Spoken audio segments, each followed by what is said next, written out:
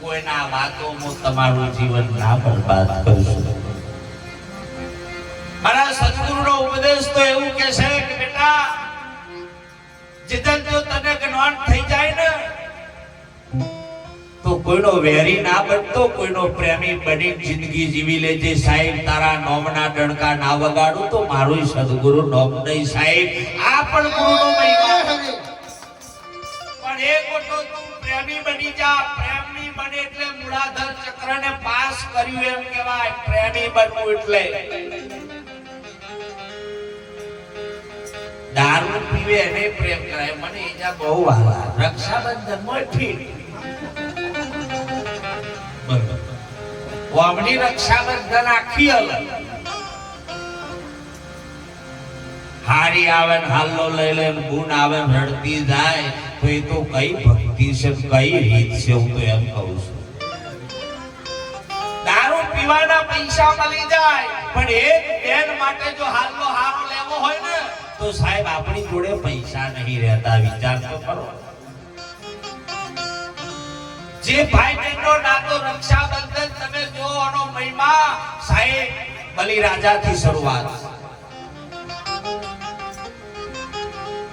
બલિરાજાએ એવો મોટો મહાયજ્ઞ કર્યો. બહુ ધન આલે, બહુ એકા લક્ષ રાખવા કર્યું. જોજો એકબીજાની કોઈ ગમના દાડા જતા પાછળ તો હેડો વાતો કહેતો છે આજે ભેગો થયો. હવે તાર શું કરવાનું રાજ્ય? આ સમય હોય તો ભેગો થાય. આપણે લાલ્યોની હગાયો ના કરતા બેઠા બેઠા અહીં પાસ ધન આલજો. આ હાથી હગાઈ અહીં છે અને આ હગાઈ તૂટી તો બધું તૂટ્યું.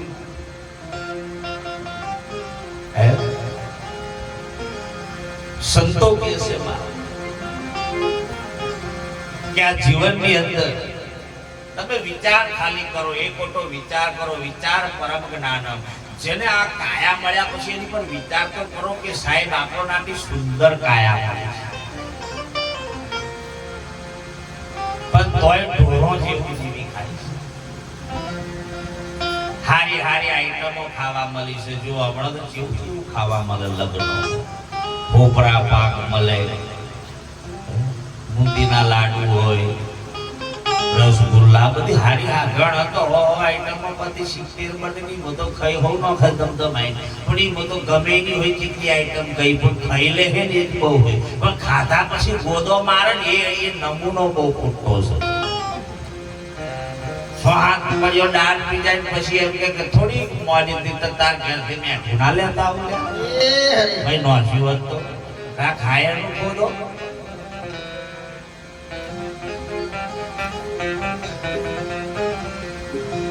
આવું કાર્ય થતું હોય તોય કોઈને ના ગમે, પણ યાદ રાખજો સંતો બધા, તમારી જેટલી નિંદા થાય એટલા રાજી રહેજો, પણ સાહેબ પાછા ના પડતા.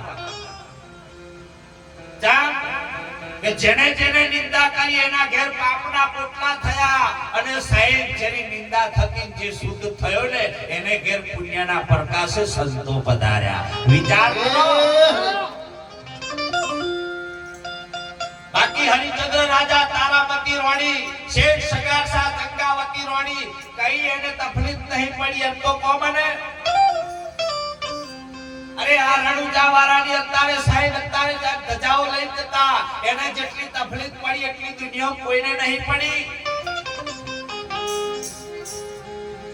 લોકોએ ઘણા પારખા લીધા છે, આપણે એમ માની બેસીએ કે આપણો પારખો નહીં લે. એટલે તો સંતો કહેશે ભજન કે ભગતી બહુ વિઘ્નો આવે